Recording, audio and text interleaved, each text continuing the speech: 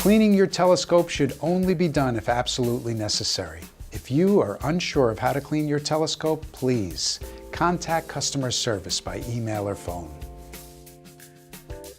The best way to keep your refractor telescope clean is to avoid touching any of the mirrors or lenses. Replace all dust covers and lens caps whenever you're not using it. Make sure you store all eyepieces in the provided protective cases or a pouch. If you do need to clean your refractor telescope or eyepieces, don't use abrasive cleaners or take your refractor apart. You should start by taking the dust off the objective lens and eyepieces. Simply use a soft lens brush or pressurized air.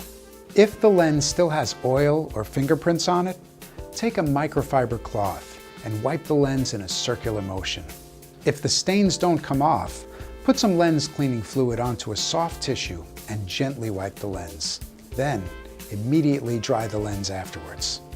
Make sure to visit our website, subscribe to our YouTube channel, and leave your comments below. Your feedback is important to us. Until next time, see you later.